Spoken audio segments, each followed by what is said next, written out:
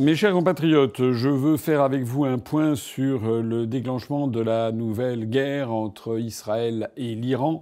Guerre ou escarmouche, on va voir ce que les jours qui viennent nous réservent. La situation est quand même très grave. Ça a commencé dans la nuit du jeudi 12 au vendredi 13 juin 2025, lorsqu'Israël a lancé une attaque massive avec plus de 200 appareils, je crois, sur l'Iran, en bombardant un certain nombre de sites, y compris des sites civils, en bombardant des sites nucléaires et en tuant quatre des principaux responsables de la chaîne militaire iranienne, ce qui prouve au passage quand même l'excellence des renseignements israéliens sur place en Iran, et ce qui prouve aussi d'ailleurs la capacité des Israéliens à entreposer à l'avance des explosifs ou des drones, puisqu'il semble qu'il y avait du matériel qui était prépositionné en Iran même, sur le territoire iranien, depuis un certain nombre de mois, sinon d'années. Ça prouve quand même, encore une fois, la très grande pertinence, excellence des renseignements israéliens.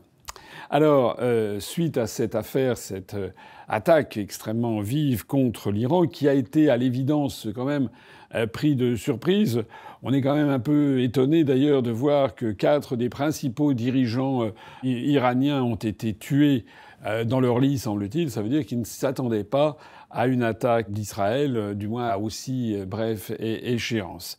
Alors, évidemment, ça a fait le tour du monde. Téhéran a annoncé qu'il ne laisserait pas ça sans réponse. Et dans les jours qui ont suivi, là je vous parle, nous sommes le dimanche 15 juin, on a appris dans la nuit du samedi 14 au dimanche 15, c'est-à-dire donc avec 48 heures de décalage, eh bien on a appris qu'au cours de cette nuit, il y a eu énormément de missiles qui ont été envoyés par l'Iran sur Israël. Un certain nombre ont été déjoués par ce qu'on appelle le dôme de fer, donc de protection de l'État israélien. Un autre nombre quand même sont tombés sur le territoire israélien, notamment des missiles hyper véloces qui sont probablement de fabrication russe. Il y a également eu des missiles qui ont été envoyés par les milices houthis du Yémen, qui sont soutenus par Téhéran. Alors, le bilan, au moment où je parle, il y aurait environ 120 morts civils en Iran. Le chef des gardiens de la Révolution qui a été tué a été remplacé. Le haut état-major militaire a été remplacé par décision conjointe, si j'ai bien compris, du gardien de la Révolution, Ali Khamenei. Ce qu'on appelle le gardien de la Révolution en Iran, c'est le chef de l'État, en fait. Et également par le président de la République, Massoud Pezeshkian. Alors, il faut pas se tromper, hein, faut bien voir quelle est l'architecture des pouvoirs dans les autres pays du monde. Faut pas se laisser duper par les appellations. En Israël, vous savez qu'il y a un président de la République et un Premier ministre, et c'est le Premier ministre qui dirige l'action politique. Benjamin Netanyahou, comme vous le savez, c'est un peu l'équivalent de ce que l'on trouve en Italie ou bien en Allemagne.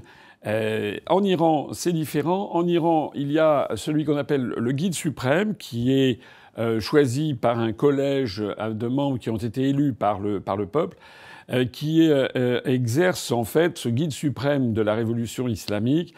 Il est en fait le chef de l'État. C'est lui qui a les pouvoirs les plus importants. C'est lui qui s'occupe notamment des questions stratégiques pour l'Iran, des relations internationales et de l'armée. Donc il a un rôle tout à fait éminent. Il est un peu l'équivalent de ce qu'était le président de la République en France dans les années 60 avec Charles de Gaulle.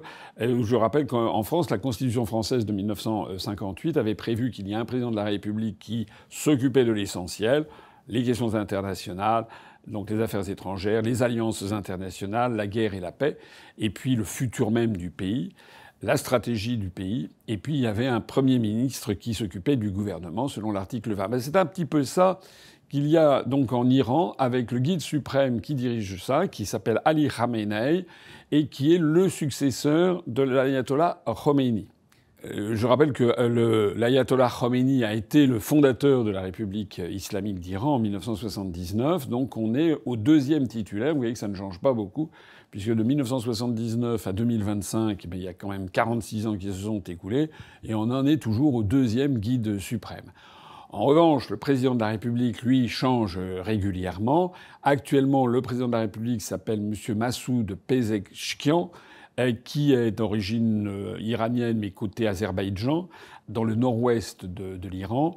Et lui, bien qu'il porte le nom de président de la République, il est un peu l'équivalent de ce qu'est le Premier ministre dans la version des années 60 de la Ve République française, c'est-à-dire qu'il gère le gouvernement, les affaires intérieures, il s'occupe de l'économie, du social, etc., au jour le jour. Voilà un petit peu la répartition des tâches. Alors, cette affaire, évidemment, a semé la consternation mondiale, puisque nous avons affaire d'un côté à l'État d'Israël qui intervient militairement de façon préventive contre l'Iran, au motif que Israël soupçonne l'Iran de préparer, d'avoir une bombe nucléaire, de devenir un État possédant l'arme nucléaire. Alors, il y a beaucoup de choses à dire sur cette question. Le point de vue israélien consiste à dire l'Iran est un pays qui est en train d'avoir l'arme nucléaire. Depuis des années, il en fait de l'enrichissement de l'uranium. L'objectif est en fait un objectif militaire. Ils nous mentent. Leur objectif, c'est ça. Et ensuite, d'ailleurs, leur objectif, ça sera de détruire l'État d'Israël. Ils font référence de ce point de vue-là, de façon incontestable, à des déclarations, notamment du président de la République, dont je rappelle encore une fois que c'était l'équivalent du Premier ministre et non pas le guide suprême. Le président de la République, donc, qui s'appelait Mahmoud Ahmadinejad, qui était au début du XXIe siècle, et qui avait à plusieurs reprises déclaré qu'il allait donc détruire l'entité sioniste, comme il l'appelle, c'est-à-dire l'État d'Israël qui devait disparaître de la carte. Voilà. Donc les Israéliens font valoir que c'est une attaque préventive pour détruire et empêcher l'Iran de se doter d'un armement nucléaire. Du point de vue iranien, on présente les choses d'une autre façon. C'est-à-dire qu'on dit d'une part qu'il s'agit de développer une énergie nucléaire parce qu'on ne voit pas très bien pourquoi l'Iran serait un pays qui n'aurait pas le droit d'avoir des sources d'énergie nucléaire, ne serait-ce que pour faire de l'électricité. Donc il nie de vouloir se doter d'une arme nucléaire. Et il le nie d'autant plus que, par ailleurs, ils ont accepté de faire venir, depuis des années, des experts de l'Agence internationale de l'énergie atomique, de l'AIEA, qui vient examiner les bases et les centres de recherche, les centrifugeuses, pour vérifier, valider ou ne pas valider les objectifs qui seraient plus ou moins secrets de l'Iran en la matière. Donc ça, c'est l'argument iranien. L'argument évidemment israélien est de dire oui, non, mais là, en fait, ils sont en train d'embobiner l'AIEA. En fait, ils ont un objectif sournois qui est celui-là. Mais je poursuis le point de vue iranien. Les Iraniens, par ailleurs, font valoir qu'il y a dans la région un État qui possède l'armement nucléaire, c'est l'État d'Israël, et qui aurait, on avait dit 200, 250, qui aurait en fait 500 missiles nucléaires qui seraient, pour une grande partie d'entre eux, situés dans le désert du Negev. Et les Iraniens, et ceux qui pensent comme les Iraniens, font valoir qu'on se demande bien pourquoi et en vertu de quoi, notamment en matière de droit international, l'État d'Israël, qui n'a pas signé le traité de non-prolifération nucléaire, se serait doté de l'arme nucléaire et interdirait aux voisins de l'avoir. Pour être plus précis d'ailleurs, il faut signaler que l'État d'Israël n'est pas le seul à disposer d'un armement nucléaire officieux, puisqu'officiellement il ne l'a pas vraiment reconnu. Je rappelle que dans la région, il y a pas très loin le Pakistan, qui s'est doté de l'armement nucléaire dans la foulée de l'Union indienne. J'ai déjà eu l'occasion de faire des vidéos où j'ai expliqué l'animosité qu'il y avait depuis 1947 et la partition des Indes entre l'Union indienne, entre l'Inde et le Pakistan. Et donc l'Inde possède un armement nucléaire, mais le Pakistan aussi. Alors, le Pakistan, c'est un pays de 235 millions d'habitants et de musulmans. Donc on ne peut pas dire qu'il n'y ait pas déjà dans la région une puissance musulmane potentiellement agressive qui possède l'armement nucléaire. Par ailleurs, je rappelle qu'il y a aussi dans la région le royaume du Bahreïn, qui est un petit État, un micro-État, qui se situe le long de la côte est de la péninsule arabique, dans le golfe arabo-persique, golfe arabo-persique, ça dépend des appellations. Et je rappelle que dans ce petit royaume du Bahreïn, eh bien, c'est le siège de la 5e flotte américaine et régulièrement, il y a des navires américains, notamment des sous-marins, qui viennent y faire relâche et qui sont dotés d'armements nucléaires. Donc on ne peut pas dire que l'État... Il y a par ailleurs, alors je le précise aussi, il y a non loin, c'est un peu plus loin, mais c'est quand même pas à des milliers de kilomètres, on n'est quand même pas très très très loin de la Russie qui dispose évidemment de missiles nucléaires dont le rayon d'action, certains d'entre eux, pourraient très bien frapper toutes les parties prenantes, aussi bien l'Iran que Israël ou que l'ensemble des États de la région. Voilà. Alors il faut donc replacer tout ça dans le contexte pour s'apercevoir que les choses sont quand même beaucoup plus compliquées que ce que l'on nous présente, où l'État d'Israël dit il faut absolument empêcher que l'Iran se dote d'armements nucléaires tant qu'il en est encore temps, comme si c'était en fait le seul État qui possédait de l'armement nucléaire, alors que le Pakistan, qui est juste voisin.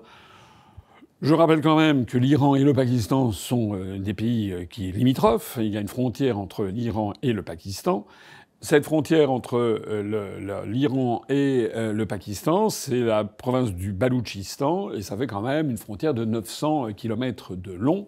Donc c'est pas une toute petite frontière. Donc les échanges entre l'Iran et le Pakistan peuvent être tous très intenses, même si l'Iran est le pays qui est dirigé par un gouvernement qui se réclame du chiisme duodécimain, de l'islam chiite, et que la population iranienne est très majoritairement chiite, alors que le Pakistan, pays des purs, dont c'est son nom, lui est très majoritairement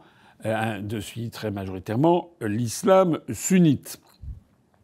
Je rappelle également, pour complexifier le sujet, que les Iraniens ne sont pas des Arabes, ce sont des Ariens, ce sont des Perses, et ils sont donc d'ailleurs en délicatesse régulièrement avec le reste du monde arabe et tout particulièrement avec l'Arabie saoudite, qui est donc de l'autre côté du golfe arabo-persique, puisque l'Arabie saoudite, c'est le pays par excellence de l'islam sunnite. C'est en Arabie saoudite que se trouvent deux des principaux lieux saints de l'islam, avec la Mecque, où il y a la Kaaba, et vers laquelle on doit prier lorsque l'on est musulman. Dans tous les pays du monde, on doit se prier en direction de la Mecque. Et puis il y a également Medinat an-Nabi, la ville de Médine, la ville du prophète, là où est enterré le prophète de l'islam. Il y a d'autres sites de musulmans très sacro-saints dans la région. Il y a la ville de Jérusalem elle-même, que les musulmans appellent Al-Quds en arabe, sur lequel il y a ce qu'on appelle le mont du Temple. J'ai déjà eu l'occasion de le dire. À l'intérieur même de Jérusalem, il y a un mur qui est le mur des Lamentations, qui est considéré comme étant le mur du Temple qui avait été détruit sous la haute Antiquité et qui est le point focal de l'espérance juive depuis des millénaires. Et au-dessus, voilà, c'est vraiment superposé, si l'on peut dire, il y a l'esplanade des mosquées qui est sacro-saint. Bien. Ce qui fait dire d'ailleurs que Jérusalem, et c'est une vérité, Jérusalem est une ville sacro-sainte pour les trois grandes religions du livre.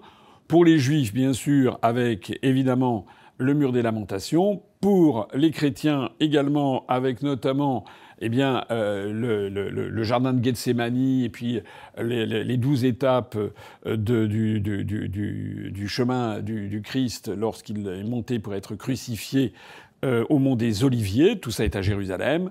Donc ville sacro-sainte pour les chrétiens et puis ville sacro-sainte aussi pour les musulmans. Il y a également un des sites musulmans très très sacrés qui se trouve en Iran, notamment le site de Karbala en particulier. Alors, tout ça pour dire que, et pour complexifier encore le sujet, il faut garder à l'esprit qu'il y a des juifs en nombre significatif en Iran. Il y a une tradition que l'on pourrait dire de philosémitisme en Iran vis-à-vis des juifs. On estime qu'il y a une cinquantaine d'années 80 000 juifs en Iran. Il y a eu d'ailleurs un soutien, notamment de la dynastie Pahlavi pendant les années 40, qui aurait facilité l'arrivée d'un quelques centaines, voire quelques milliers de juifs réfugiés de Pologne, chassés par les nazis, qui avaient été accueillis par les Iraniens. Il y a eu d'ailleurs l'État hébreu a financé l'immigration, l'alia, comme disent les Juifs, vers l'État d'Israël au bénéfice des populations juives installées en Iran pour leur demander de venir en Israël. Or, cette politique n'a pas eu un immense succès. Il y a eu effectivement des Iraniens juifs qui sont venus, mais il y en a quand même plusieurs milliers qui sont restés. On estime actuellement qu'il y aurait 25 à 30 000 juifs qui seraient en Iran et qui resteraient en Iran. D'ailleurs, la communauté juive iranienne a beaucoup participé à la révolution de 1979 pour chasser le Shah d'Iran. Et donc, ils ont eu vis-à-vis de cette révolution une attitude pour le moins ambiguë. Disons qu'ils soutenaient plutôt le parti communiste iranien, le Tudeh, mais en fait, ils ont participé quand même à cette révolution. De telle sorte d'ailleurs qu'il y a en Iran des juifs qui ont... D'ailleurs, il y a une place qui est réservée pour un représentant de la communauté juive au Parlement de Téhéran. Et les juifs iraniens, dans leur généralité, il y a à peu près, on estime, comme je l'ai dit, 25 000 juifs qui restent en Iran, sont souvent des juifs antisionistes. Ça complexifie le sujet. Donc des juifs qui ouvertement soutiennent le régime iranien, le régime des mollahs, ça paraît étrange mais c'est comme ça, et qui sont antisionistes. Tout ça pour complexifier un petit peu le tableau, pour que les gens aient une bonne perception des choses. Je rappelle, bien entendu, mais je m'adresse ici au très grand public, que antisionisme, ça n'est pas la même chose qu'antisémitisme, même si il y a un certain nombre de forces qui veulent faire l'identité. Les juifs iraniens, par exemple, mais on en trouve également aux États-Unis, il y a des juifs qui sont antisionistes. Le sionisme étant une idéologie qui consiste à vouloir créer un État-nation, ça remonte au XIXe siècle avec Theodor Herzl, qui est le père du sionisme, pour construire un État juif au Moyen-Orient. Alors que, ça c'est le sionisme, alors que le judaïsme c'est une religion qui a 3300 ans d'âge. Voilà. Et donc il y a la grande majorité des juifs sont sionistes, mais ce n'est pas la totalité. Il y a des juifs antisionistes, et on en trouve notamment en Iran, qui ont d'ailleurs des propos souvent très sévères contre les dirigeants israéliens, et en particulier en ce moment. Voilà. Que les choses soient, j'espère avoir été à peu près claires. Alors, aujourd'hui, au moment où je parle, on estime qu'il y aurait eu 120 morts civils en Iran et il y aurait quand même eu, alors on dit 13 ou 15 morts en Israël, mais ce sont des chiffres qui sont donnés au compte-gouttes. Puisque les médias occidentaux et les médias français ont toujours un peu tendance à présenter les opérations israéliennes en Iran comme étant des grands succès, tout a été détruit, c'est formidable, etc. Et en revanche, les missiles qui sont tirés par les Iraniens, par le Hezbollah, par les Houthis, on a l'impression qu'à chaque fois, ça manquerait sa cible. C'est évidemment une propagande qu'il se cache un petit peu derrière. Les choses sont quand même moins claires. Il y a eu effectivement des dommages très importants qui ont été commis par Tsahal en Iran. Je disais 4 des principaux dirigeants militaires qui ont été assassinés. Il y a aussi des installations qui ont été abîmées, mais d'après les experts, ça n'a pas entravé significativement les installations nucléaires ni les installations militaires, parce que les Iraniens sont quand même des gens prévoyants et sont des gens ils ont une diplomatie qui a plus de 2000 ans d'âge. Bon. Et donc ce sont des gens qui ne se laissent quand même pas, qui ne sont quand même pas trop naïfs. Ils le sont quand même un petit peu plus que les Nord-Coréens, puisque, par exemple, lorsqu'ils ont fait venir les inspecteurs de l'AIEA, il semble que des inspecteurs de l'AIEA aient fait des relevés très précis des lieux, etc., pour ensuite les donner aux renseignements israéliens, alors que, comme vous le savez, la Corée du Nord de Kim Jong-un a mené à bien un programme nucléaire et n'a jamais accepté que l'AIEA vienne y mettre les pieds. Ce qui tend d'ailleurs à montrer qu'il y a quand même une volonté relativement... comment dirais-je, de discussion et d'ouverture de la part du gouvernement iranien sur cette question, puisqu'en tout cas, il est plus ouvert sur cette question que ne l'est le gouvernement nord-coréen. Donc il y a eu incontestablement des dommages commis en Iran, mais qui ne sont pas des dommages, semble-t-il, irréversible, de la même façon que le fait d'avoir assassiné les 4 principaux dirigeants. Bon, ben, aussitôt, le guide suprême a nommé d'autres responsables, et les collaborateurs, les adjoints directs qui prennent leur place. Donc ça, j'avais déjà eu l'occasion de le dire, c'est la même chose avec le Hezbollah. Lorsque Israël tue les chefs du Hezbollah, bon ben ça fait de la place pour les suivants, voilà. Et qui sont en général encore plus déterminés que ceux qui le remplacent. Côté israélien, il y a quand même eu des dommages. Et là, c'est quand même quelque chose d'assez nouveau parce que il n'y a pas énormément d'images, mais regardez celle-ci qui nous vient de Tel Aviv, où l'on voit quand même qu'il y a des missiles hypersoniques qui sont tombés dans la nuit, des missiles iraniens, et qui ont fait des dégâts. Il y aurait 13 à 15 morts côté israélien, et puis des dégâts, ça serait tombé notamment sur une raffinerie du côté de Haïfa et sur des immeubles. Alors, évidemment, le sujet est quand même explosif, c'est le cas de le dire, puisque les Israéliens semblent déterminés à vouloir détruire les installations iraniennes, qui ne sont quand même pas si faciles que ça à détruire.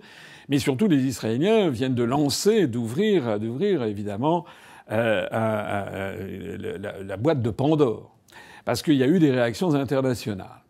Réactions internationales, d'abord venant des États-Unis. On a cru comprendre que le président Trump avait fini par donner son accord au Premier ministre israélien, mais les choses ne sont pas très claires. D'ailleurs, les choses sont de moins en moins claires, en fait, venant des États-Unis, puisqu'on ne sait pas si, en fait, Trump a donné vraiment son accord au Premier ministre israélien, ou bien s'il n'a donné qu'à du bout des lèvres son accord, ou si il a été mis devant le fait accompli, et que, évidemment, c'est très gênant pour le président des États-Unis de reconnaître qu'il a été mis devant le fait accompli. Enfin, en attendant, les États-Unis semblent avoir une position un petit peu bizarre, puisque il y a quelques jours, quelques semaines, le président Trump était allé au Moyen-Orient, ne s'était pas rendu en Israël, j'avais déjà eu l'occasion de le signaler, et puis avait demandé aussi au gouvernement israélien de faire preuve de modération.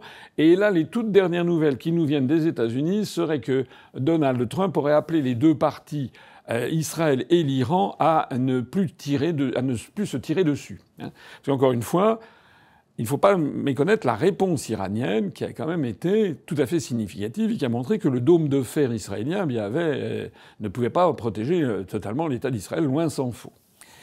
Donc ça, c'est la réaction des États-Unis.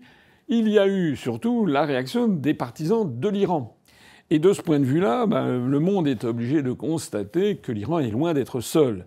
C'est-à-dire qu'il y a Vladimir Poutine, la Russie, qui a appelé le Premier ministre israélien Netanyahou, qui a appelé le président de la République, donc Massoud Pezeshkian, de l'Iran, pour probablement les inciter l'un et l'autre au calme. Et normalement, la Russie a fait savoir qu'elle était du côté de l'Iran et a donc dû demander certainement à Netanyahou d'arrêter immédiatement de bombarder l'Iran. C'est également ce qu'ont fait les Houthis du Yémen, qui ont participé à envoyer des missiles sur Israël. Mais c'est également, il faut le noter, la position qui a été affirmée par Wang Yi, le ministre des Affaires étrangères chinois, qui a dit que la Chine ne tolérerait pas que l'Israël bombarde l'Iran. Et puis, il y a encore l'Algérie qui a dit la même chose, qui a dit qu'elle interviendrait. Mais surtout le Pakistan, dont je parlais tout à l'heure. C'est-à-dire que le Pakistan, pays de 235 millions d'habitants possédant l'arme nucléaire, frontalier de l'Iran, a dit qu'il ne laisserait pas l'Iran être bombardé. De telle sorte qu'il faut bien comprendre quelle est la configuration des forces. L'Iran est loin d'être seul. L'Iran est soutenu par l'Algérie, ce qui n'est pas une puissance nucléaire, mais soutenu par la Russie, qui est une puissance nucléaire, la Chine, qui est une puissance nucléaire, le Pakistan, qui est une puissance nucléaire, ce qui est quand même vraiment très très important à comprendre. D'autant plus que la Corée du Nord aussi, j'ai oublié de le préciser, la Corée du Nord, qui est aussi une puissance nucléaire et qui soutient également l'Iran. Je précise d'ailleurs au passage que la Russie possède non seulement l'arme nucléaire, mais des missiles hyper véloces, dont elle a donc dû doter certains équipements de l'armée iranienne et qui pourraient intervenir. De telle sorte qu'au moment où je parle aujourd'hui, nous sommes le dimanche donc 15 juin 2025 au soir, on a quand même l'impression que les choses sont en train de retomber. Voilà. C'est-à-dire que Israël a fait un coup d'éclat, peut-être à vocation aussi de politique intérieure, je ne sais pas, mais Israël a fait un coup d'éclat, mais en fait n'a pas détruit ce qu'il pensait pouvoir détruire, que l'Iran a montré qu'il y avait quand même du répondant, parce qu'il y a quand même des destructions qui sont significatives en Israël et des morts qu'il faut déplorer, de part et d'autre, bien sûr. Et puis surtout, le Sud global, comme on l'appelle maintenant, si on veut bien y inclure d'ailleurs la Russie dedans, est du côté iranien. Du côté, en fait, du droit international. Parce que le problème qui se pose, c'est que dans la foulée des États-Unis d'Amérique, il y a évidemment les pays de l'Union européenne, et notamment la France, qui a voulu mettre son grain de sel. Et Macron a expliqué que la France se tenait aux côtés d'Israël pour protéger Israël. On a eu un discours qui a été repris, alors évidemment par Madame Le Pen, mais qui est vraiment, enfin c'est assez minable. C'est le degré zéro de l'analyse géopolitique. Madame Le Pen ou Madame Marion Maréchal, etc., qui se sont dit voilà, il fallait ce total soutien à Israël, etc. Ce n'est pas le rôle de la France de faire un total soutien à Israël, pas plus d'ailleurs que de faire un total soutien à l'Iran. Mais enfin, c'est pas cette deuxième option qui prédomine dans les médias et dans les partis politiques, même s'il est vrai que du côté de LFI, il y a un très fort soutien à la cause palestinienne qui devient un soutien, en fait, de plus en plus anti-israélien de façon manifeste. Macron a dit que la France serait prête se tiendrait à côté d'Israël, sauf que les toutes dernières nouvelles, c'est que M. Jean-Noël Barrot, le ministre français des Affaires étrangères, a dit que pour l'instant, la France n'était pas intervenue à ce stade. C'est-à-dire que la France apparaît comme vis-à-vis de l'Ukraine, c'est comme vis-à-vis de beaucoup d'endroits. La France parle, prend des positions que je considère personnellement tout à fait scandaleuses parce que, et c'est quand même aussi aux parlementaires de décider de ce qu'ils souhaitent sur une affaire aussi grave que celle-ci. Et donc Macron prend systématiquement le parti pris de l'État profond américain. Lâchons le mot. Hein, Macron soutient l'Ukraine, Macron soutient Israël. Mais en réalité, nous avons affaire à des gens qui la suite ne vient pas. Je voudrais préciser aussi que sur l'Ukraine et sur l'Iran, on a quand même affaire à deux narratifs absolument opposés. C'est-à-dire que la Russie est intervenue en Ukraine et donc Macron, avec tous les européistes et tous les partisans de l'État profond, nous explique que la Russie serait l'agresseur et la pauvre Ukraine serait l'agressée. Macron l'a dit et redit et re-redit. Il y a un pays agresseur, la Russie. Il y a un peuple agressé, l'Ukraine. Il faut donc faire respecter le droit international.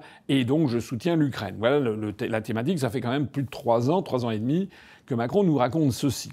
Macron le fait en cachant systématiquement que si la Russie était intervenue, c'était parce qu'elle était menacée directement par les pays de l'OTAN, l'Ukraine étant un pays proxy, c'est-à-dire une espèce de prétexte, de façade.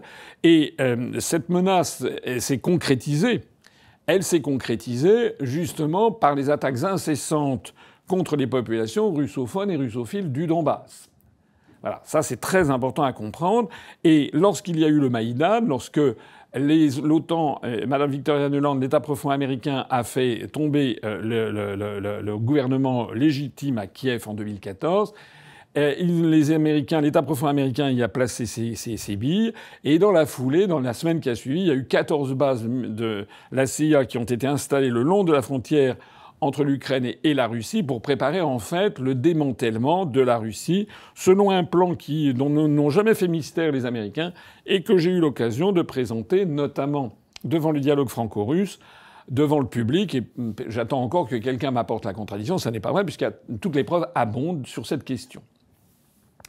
Alors là, les partisans d'Israël nous expliquent en fait qu'ils sont intervenus militairement du fait de la menace iranienne. Mais c'est en fait le même discours que Poutine. Poutine dit qu'il est intervenu justement face aux menaces kieviennes et de l'Ukraine et de l'OTAN. Israël dit qu'il est intervenu face aux menaces de l'Iran. Donc déjà, si on voulait si la jurisprudence s'établissait dans les deux sens, Macron vient au secours du peuple agressé, c'est-à-dire l'Ukrainien, il devrait venir au secours du peuple iranien qui est le peuple agressé. Sauf que là, d'un seul coup, Macron comme l'Occident, considère que effectivement la menace vient de l'Iran et que c'est Israël qui doit se protéger. C'est-à-dire qu'ils reconnaissent à Israël ce qu'ils dénient à la Russie d'avoir. On peut d'autant plus quand même s'en étonner que c'est pas seulement un deux poids deux mesures, c'est que comme je l'ai dit, il y a eu une menace concrète, réelle, qui s'est concrétisée par des morts, que ce soit les gens qui ont été brûlés à Odessa, les bombardements incessants qu'il y a eu sur les populations russophones et russophiles du Donbass, avec des morts pendant des années, alors que l'Iran n'a pas attaqué Israël. Il s'agit d'une menace potentielle, il ne s'agit pas d'une menace concrétisée. Et comme je l'ai dit d'ailleurs, ça n'est pas la seule menace qu'il y a dans la région, puisque qu'est-ce qu'Israël dit du Pakistan qui est doté de l'arme nucléaire et qui est frontalier de l'Iran. Alors ça, c'est également très important à comprendre, c'est le deux poids deux mesures de la diplomatie française. Je vais conclure cette présentation en vous disant ce que je pense, et en fait, ce que je pense s'inscrit tout droit dans la tradition française, dans ce qu'est l'intérêt national français, c'est-à-dire dans exactement ce qu'aurait fait Charles de Gaulle. Et on peut le savoir, ce qu'aurait fait Charles de Gaulle en la matière, puisqu'il y a eu un conflit qui, vous vous rappelez, pendant qu'il était président de la République, c'est évidemment la guerre des 6 jours qui a duré du 5 au 10 juin 1967, entre d'une part Israël et d'autre part les pays arabes alentours. Et le général de Gaulle avait d'ailleurs décrété un embargo sur les armes françaises envoyées en Israël le 2 juin. Et de Gaulle avait toujours dit, et j'insiste sur ce point, de Gaulle avait toujours dit qu'il condamnerait, parce qu'il y avait des tensions très vives qui existaient entre Israël et ses voisins, de Gaulle avait toujours dit qu'il donnerait tort à celui qui tirerait le premier. Toujours. Je rappelle très rapidement cette guerre des 6 jours qui avait commencé par un petit incident, il y avait quand même eu plusieurs avions détruits à la frontière entre Israël et la Syrie. C'était le 7 avril, donc la tension était devenue très très vive. Et puis il y avait eu des propos de l'armée israélienne ou de je ne sais plus quel militaire israélien qui avait appelé quasiment à s'attaquer aux dirigeants de Damas, donc de la Syrie. Et suite à quoi le général Gamal Abdel Nasser, c'est-à-dire le chef d'État égyptien qu'on appelait le Raïs, extrêmement populaire en Égypte, avait décidé donc en rétorsion de bloquer le détroit de Tiran. Le détroit de Tiran c'est le détroit qu'il y a entre la péninsule du Sinaï qui appartenait à l'Égypte à cette époque et puis l'Arabie saoudite, et c'est le détroit qui commande en fait l'entrée dans le golfe d'Aqaba, au fond duquel se trouve notamment la station balnéaire israélienne de Eilat. Regardez une carte, c'est tout à fait Israël va en pointe jusqu'au golfe d'Aqaba. Alors, les Israéliens ont considéré qu'il s'agissait d'un casus belli, et ont déclenché la guerre en intervenant militairement le 5 juin, en commençant par faire des frappes surprises, en détruisant dès le premier jour la moitié de l'aviation militaire égyptienne, par exemple. Et comme de Gaulle, je le disais tout à l'heure, avait dit que dans ce contexte de tension, de Gaulle avait donc décidé de l'embargo de toute arme vendue à Israël le 2 juin, et de Gaulle avait dit, le premier qui ouvrira le feu, qui entamera la guerre, nous le condamnons. Et c'est donc Israël qui est intervenu le 5 juin, au début de la guerre des 6 jours. Voilà, alors ça, j'ai rappelé ça, c'est un point fondamental. Ça veut dire que si on applique le même raisonnement, même s'il y avait du côté israélien des arguments évidemment à faire valoir comme du côté arabe, et si on applique le même raisonnement, là, c'est Israël qui a lancé les hostilités. Donc, si De Gaulle était là, il condamnerait l'État d'Israël. Et il ne se rangerait pas du tout, comme le fait Macron, derrière l'État d'Israël. Alors, vous savez que la guerre des 6 jours s'est terminée par un désastre des armées arabes. Et notamment, donc, les Israéliens ont pris toute la péninsule du Sinaï, qu'ils ont fini ensuite par rétrocéder. Ils ont également mis la main sur la Cisjordanie et la péninsule de Gaza, et ils ont mis la main aussi sur le plateau du Golan appartenant à la Syrie. Ils ont rétrocédé la péninsule du Sinaï à l'Égypte et ont signé un traité de paix avec l'Égypte. Donc l'Égypte et Israël sont en paix. En revanche, les territoires occupés de Cisjordanie, de Gaza et puis du Golan. Israël y est toujours et c'est contraire au droit international. Ça n'est pas reconnu par la communauté internationale. Je renvoie notamment à la fameuse résolution 242 du Conseil de sécurité des Nations Unies où il est demandé à Israël de se retirer des territoires occupés dans la version française, From Occupied Territories, dans la version anglaise. Quelques jours après, c'est-à-dire quelques semaines après, le 12 juillet 1967, Charles de Gaulle se rend en Allemagne à une rencontre avec le chancelier d'Allemagne qui s'appelle Kissinger à l'époque. Ça s'écrit pas exactement pareil que Kissinger, qui sera le secrétaire d'État de quelque temps après de Richard Nixon, président des États-Unis. Là, il s'appelle Kissinger. Donc De Gaulle rencontre le chancelier d'Allemagne et De Gaulle y va avec son ministre des Affaires étrangères, Maurice Couve de Murville, qui va rencontrer son homologue de l'époque, qui s'appelle Willy Brandt, qui est ministre des Affaires étrangères et qui deviendra d'ailleurs ultérieurement chancelier d'Allemagne. Alors c'est très intéressant parce qu'on sait, on a la connaissance des dialogues qui ont eu lieu entre la France et l'Allemagne à cette occasion, et notamment sur cette affaire et sur le positionnement de la France sur la guerre des 6 jours. Alors regardez ça parce que je crois que c'est très très intéressant de regarder quelle était la pensée gaulienne, comment il réagissait. Regardez ça. Donc le 12 juillet 1967, De Gaulle reconnaît devant Kissinger l'existence d'un problème d'opinion publique, la difficulté qu'il a avec l'opinion publique en France et avec les journaux plus exactement. Il dit « Si l'opinion publique est représentée par les journaux et par des hommes politiques, pas tous d'ailleurs, on a constaté, il parle de la France, une jonction de sympathie pour Israël et une grande détermination d'un certain nombre de personnes politiques en faveur des États-Unis. » On est exactement dans la même situation aujourd'hui. De Gaulle poursuit en disant « Il existe en France un parti pris pour l'Amérique. C'est plus commode et c'est plus facile, même plus avantageux. Voilà l'apparence de l'opinion publique. » Mais De Gaulle poursuit en disant « La politique gouvernementale ne correspond pas à cette opinion. Mais si l'opinion publique est représentée par tous les gens, donc pas seulement par ce qu'on entend dans les médias et par un certain nombre de responsables politiques, alors ce n'est pas cet avis-là qui prévaut.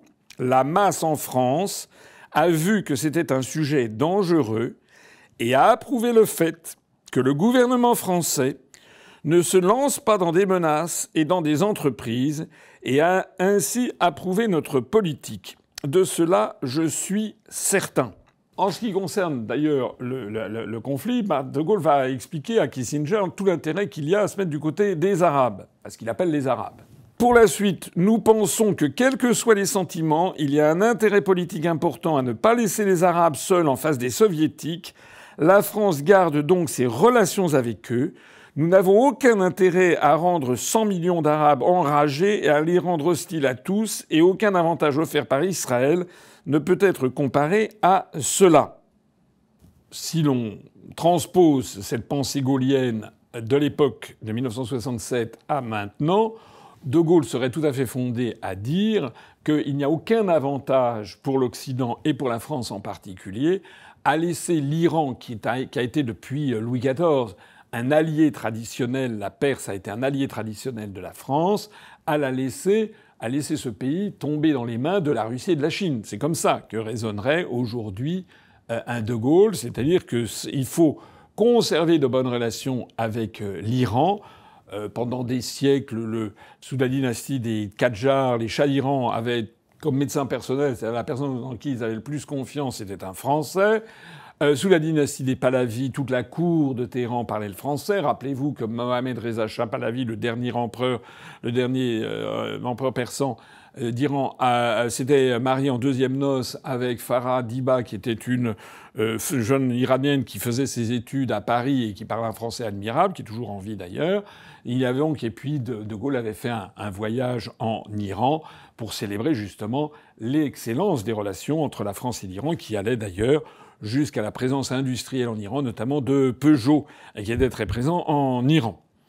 Et alors, le même jour, comme je le disais tout à l'heure, Maurice Couve de Murville, le ministre français des Affaires étrangères, se rencontre avec Willy Brandt et il est un peu plus explicite encore. Et là, ce que dit le ministre français des Affaires étrangères à son homologue allemand vaut vraiment la peine d'être écouté. Regardez ce que dit Couve de Murville. En ce qui concerne la position de la France, la crise de la guerre des 6 jours, lui pose le double problème de ses relations avec Israël et avec les Arabes. Avec les Israéliens, la situation n'est pas facile, car ils sont particulièrement exclusifs. Ou on est plus israélien qu'Israël, ou on est un ennemi d'Israël. L'objectivité est difficile. C'est quand même assez bien vu. Aujourd'hui, c'est exactement le même scénario. C'est-à-dire qu'il est extrêmement difficile de formuler des critiques à l'égard d'Israël sans aussitôt se faire taxer par un grand nombre de médias d'antisémites, le chantage à l'antisémitisme, etc., etc. C'est en fait ce que dit Couve de Murville. Ou bien on est plus israélien qu'Israël, ou bien alors on est considéré comme un ennemi, et il dit justement que l'objectivité est difficile. Et il poursuit. Du côté arabe, depuis la reprise des relations diplomatiques au lendemain du conflit algérien, oui, puisque évidemment la France avait eu des relations diplomatiques très difficiles et rompues avec un certain nombre de pays arabes pendant la guerre d'Algérie. Du côté arabe, depuis la reprise des relations diplomatiques au lendemain du conflit algérien, nous avons des rapports particuliers avec les 3 pays d'Afrique du Nord, le Maroc, l'Algérie et la Tunisie, et nous ne pouvons imaginer quoi que ce soit qui conduise à une rupture avec ceux-ci. Là aussi, on voit la différence fondamentale entre la diplomatie gaullienne des années 60 et ce qu'on a aujourd'hui. Le ministre français des Affaires étrangères explique en 1967 à son homologue allemand que la France ne peut même pas concevoir d'avoir une rupture avec les 3 pays du Maghreb, qui sont des pays francophones, d'anciennes colonies françaises s'agissant de l'Algérie, protectorat français concernant le Maroc et la Tunisie. Donc il est même exclu d'avoir une coupure avec ceux-ci. Or, actuellement, pas besoin de souligner à quel point les relations entre la France et la Tunisie ne sont pas excellentes. Alors les relations entre la France et l'Algérie sont devenues exécrables sous Macron, avec notamment cette décision complètement intempestive de Macron de reconnaître la marocanité du Sahara espagnol, alors que la France s'était bien gardée jusque-là de prendre position sur cette question. Tout ceci ayant envenimé la situation entre la France et l'Algérie. Mais je reviens à 1967 et à ce que continue à dire Couve de Murville. De plus, il n'y a pas d'intérêt à ce que tous les pays occidentaux soient en rupture avec les pays arabes. Le général Charles de Gaulle l'a dit à M. Kissinger. Il n'était donc pas conforme à l'intérêt national et à l'intérêt occidental que la France prit une autre position. Sans rompre avec Israël, qui ressent de l'amertume qu'on ne l'ait pas soutenu à 102%, elle a agi de manière à garder le contact avec les Arabes. C'est extrêmement clair. Y compris cette petite touche un peu d'humour sarcastique en disant que les Israéliens ont une certaine aigreur au fait qu'on ne les ait pas soutenus à 102%. Ça veut dire quoi tout ça ? Ça veut dire que nous sommes exactement face à la tradition gaulienne qui est en fait la meilleure défense des intérêts nationaux, celle que j'essaie d'incarner depuis d'ailleurs des années. J'ai déjà eu l'occasion de le dire. Il y a en France 68 millions d'habitants, dont 500 000, 600 000 Français juifs, dont 6-7 millions de Français musulmans, et puis le reste, il y a plus de 60 millions de Français qui ne sont ni juifs ni musulmans. Notre intérêt à nous est de maintenir la concorde entre les citoyens. Nous avons des forces en France, des forces politiques, le Rassemblement national, le Reconquête de Zemmour, Madame Marion Maréchal, qui passent leur temps à jeter de l'huile sur le feu, constamment sur ces relations, en incriminant sans arrêt les musulmans et les arabes. Nous avons d'autres forces à l'extrême gauche, notamment LFI, avec des gens comme Madame Rima Hassan, comme Monsieur Émeric Caron, comme Monsieur Mélenchon, qui passent leur temps à jeter de l'huile sur le feu contre Israël, au point d'être taxés régulièrement d'antisémitisme. Nous, à l'UPR, nous essayons de garder la neutralité nécessaire parce que fondamentalement, l'intérêt de la France n'est pas de devenir le terrain de jeu du conflit israélo-palestinien est importé en Europe. L'intérêt supérieur de la France, c'est pas exactement dans la même façon, parce qu'en 1967, il y avait très très peu de musulmans en France. Mais en revanche, nous avions des intérêts géopolitiques et économiques qui étaient extrêmement tournés vers nos anciennes colonies, et notamment vers les pays du Maghreb. Aujourd'hui, cette dépendance s'est amoindrie, mais en revanche, nous avons beaucoup de musulmans sur le territoire français. Donc la situation n'est pas pareille, mais elle appelle les mêmes solutions. C'est-à-dire que la France doit se garder d'être pour ou contre l'un des pays. De telle sorte que, sur cette affaire iranienne, il est du dernier inconvenant. Les déclarations de Mme Le Pen, qui disait total soutien à Israël, sont très inconvenantes. Parce que cela ne peut que dresser une partie de l'opinion publique contre une autre partie des Français. D'ailleurs, Madame Le Pen, elle a en fait la même politique, la même vision géopolitique, Bardella, j'en parle même pas, que Macron, c'est-à-dire qu'en fait, elle soutient le narratif pour l'Ukraine et elle soutient le narratif pour Israël, mais en vertu de quoi? Puisque, je l'ai dit, on ne peut pas à la fois défendre le pays agressé prétendument qui est l'Ukraine et défendre le pays agresseur qui est Israël. Il faut choisir. Si on est du côté des agressés, on défend l'Ukraine et on défend l'Iran, ou si on est du côté des agresseurs, on défend la Russie et on défend Israël. Et la meilleure des choses dans cette histoire, c'est ne défendre ni l'agressé ni l'agresseur, savoir qu'en fait la solution vient du fait que ce sont des problèmes très compliqués qui ont leurs ramifications, qui s'étalent sur des années, des décennies, même parfois des siècles et des millénaires. Et le rôle de la France doit être une puissance d'équilibre et de paix. De telle sorte que, si l'on veut appliquer en 2025 la politique gaullienne, la politique de souveraineté, d'indépendance nationale, la politique de paix entre les nations, la France devrait se garder de soutenir ouvertement l'État d'Israël. La France devrait au contraire appeler les deux parties à la raison et rappeler la prééminence du droit international. Ça veut dire que le droit international doit faire prévaloir les négociations et la paix. Le droit international pose quand même une question, c'est qu'il est difficile pour l'État d'Israël d'interdire à l'Iran de se doter de l'arme nucléaire, alors que l'État d'Israël a déjà 500 missiles nucléaires. Alors j'ai vu sur les réseaux sociaux des gens qui disent « oui, mais vous prenez la défense des mollahs, c'est scandaleux ». Mais on s'en fout de ça. C'est pas la question. C'est pas la question le statut de la femme en Iran. C'est le droit international postule la liberté, la souveraineté et l'indépendance des peuples et des nations. Il faut donc respecter le traité de non-prolifération nucléaire. Et la France devrait justement être le garant, le gardien, le pays qui incite à la non-prolifération nucléaire, en invitant l'Iran à ne pas se doter de l'armement nucléaire, mais en invitant aussi Israël à ne pas s'en doter non plus. Il est là le problème, c'est qu'il n'y a pas parallélisme des formes. Et puis, je le rappelle, ceux qui postulent qu'il faut désarmer l'Iran oublient tout simplement qu'il y a de l'armement nucléaire américain dans la région, de l'armement nucléaire russe, de l'armement nucléaire pakistanais. La France doit donc se garder là-dedans de prendre un parti, trop ouvertement parti pour l'une ou l'autre de ces deux pays, pour l'un ou l'autre de ces deux pays, et faire prévaloir ce qui est normalement la voie de la diplomatie française, c'est-à-dire la voie de la concorde, de la paix, et l'appel à tout le monde à respecter le droit international. Vive l'UPR et vive la France.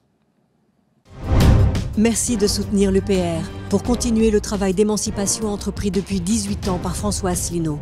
Vos dons sont essentiels, votre mobilisation aussi.